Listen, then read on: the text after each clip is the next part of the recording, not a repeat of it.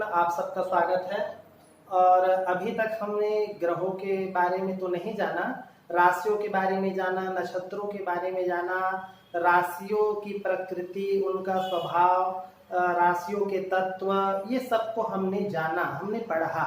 अब हम ग्रह के बारे में जानते हैं। तो आप सबको जैसे कि पता है कि 9 ग्रह है, लेकिन उसमें से 7 ग्रहों को हम पहले पढ़ेंगे और राहु और केतु को अलग से समझने का प्रयास करेंगे, क्योंकि राहु और केतु को हमारे ज्योतिष में और विज्ञान भी छाया ग्रह मान करके चलता है, तो उसका अध्ययन अलग से करेंगे। और इन 7 ग्रहों को ही राशियों का आधिपत्य प्राप्त है। देखिए, नक्षत्रों का आधिपत्य राहु और केतु को भी प्राप्त है और इसीलिए राहु और केतु को दशा अंतर दशा का आधिपत्य प्राप्त है। लेकिन राशियों का आधिपत्य जो है राहु और केतु को प्राप्त नहीं है। और 12 राशि है और 12 राशि के अधिपति के रूप में सूर्य, चंद्रमा, मंगल, बुध, गुरु, शुक्र और शनि, इनको जो है हमने माना, इनको हम जानते हैं। तो इनका आधिपत्य, इनका वर्गीकरण कैसे हुआ, इसके बारे में मैं थोड़ा सा बता दूं। तो सूर्य और चंद्रमा को जो है हमने ज्योतिष में राजा और रानी मान करके चलते हैं।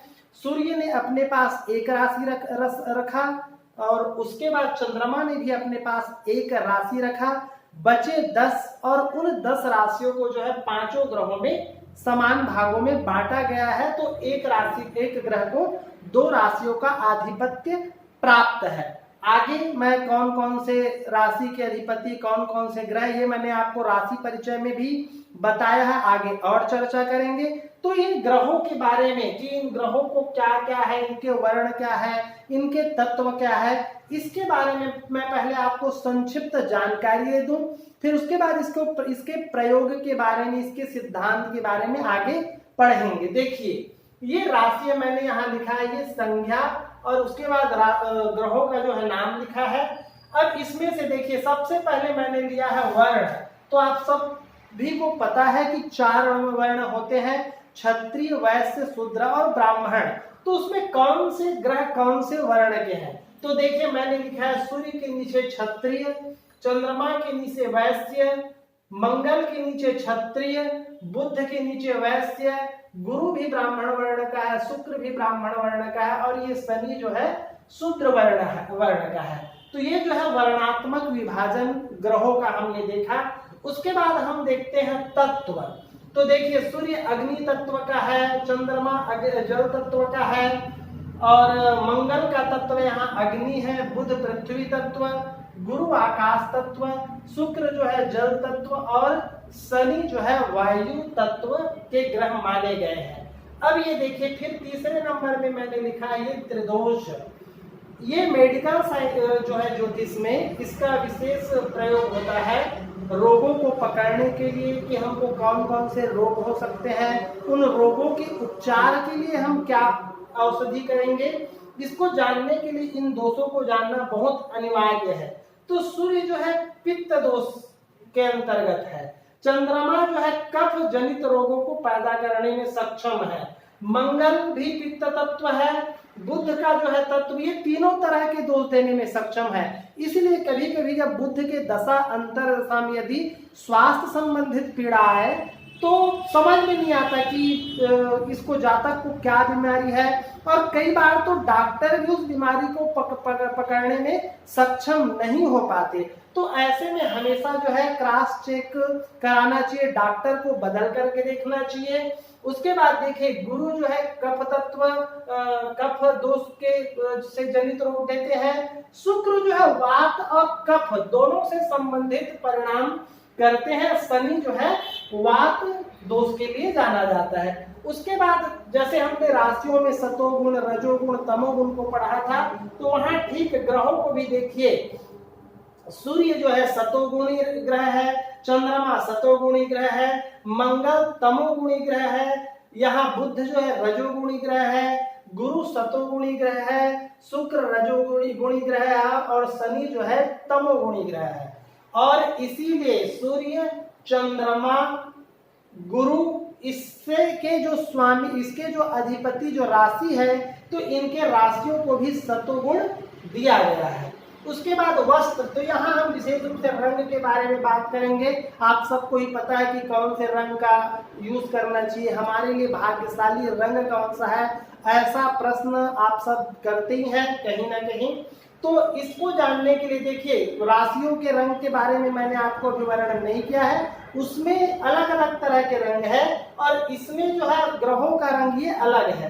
तो देखिए सूर्य है, सूर्य का रंग है रक्त मतलब लाल, चंद्रमा ये है श्वेत सफेद, मंगल का भी रक्त, बुध का हरा, गुरु का पीला और शुक्र का जो है रेशमी चमकदार और शनि का यहाँ चित्र का बड़ा। उसके बाद अलग अलग राशियों का ग्रहों का जो है अलग अलग यहाँ ऋतु को भी आधिपत्य दिया गया है।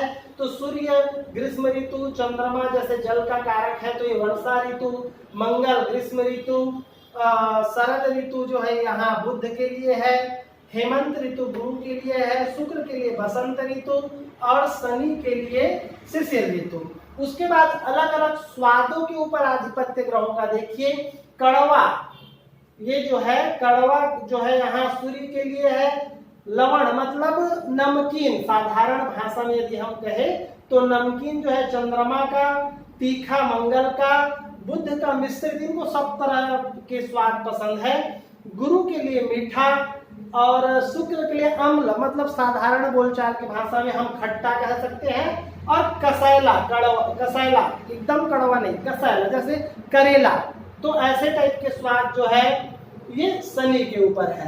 अब अलग अलग ग्रहों के ऊपर मैंने लिखा है, देखिए इसका लिंग, तो ये पुरुष, स्त्री, चंद्रमा, मंगल पुरुष, यहाँ जो है बुध नपुंसक है, यहाँ पुरुष तत्व जो है, पुरुष जो है लिंग गुरु के लिए है, यहाँ स्त्री शुक्र और शनि के लिए नपुंसक। मैं आप सबको एक चीज बहुत स्पष्टता से बता दूं कि सातों ग्रह पुरुष है, लेकिन उनका जो गुण है उसके आधार पर ये वर्गीकरण किया गया। जैसे चंद्रमा तो स्त्रियोचित्त गुण है, इसीलिए इसको रानी कहा गया है। जैसे शुक्र है तो स्त्रियोचित्त उसके अंदर गुण है। जैसे किसी की कुंडली में यदि शुक्र, देखिए शुक्र भी यहाँ स्त्री को संबोधित करता है, यहाँ चलिए दोनों ग्रह यदि पीड़ित हो जाए तो पत्नी से संबंधित सुख या स्त्री जो है से संबंधित सुख जो है उस जातक को मिलने में बहुत परेशानी होती है। ये मैंने आप सबको ये ग्रहों के बारे में बताया। आगे इसके बारे में और थोड़ी जानकारी मैं आपको दूंगा, फिर उसके बाद हम सिद्धांत की तरह बढ़ते चले जाएंगे। यदि आपके मन में कोई संशय हो, यदि कोई चीज आपको समझ ना आता हो या आपको लगता हो कि ये मैंने जानकारी आप तक गलत पहुंचाई है, तो उसके लिए आप संपर्क करिए, कमेंट करिए, ताकि हम आपकी जिज्ञासा को जान सके और उसको शांत करने का प्रयास करें। तो और आगे फिर हम ग्रहों के कारकत्व, ग्रहों की गति, ग्रहों के शुभाशुभ, कौन से ग्रह शुभ है कौन से अशुभ है, इन सब चीजों को लेकर के फिर आपसे मिलेंगे। तब तक के लिए जय श्री कृष्ण।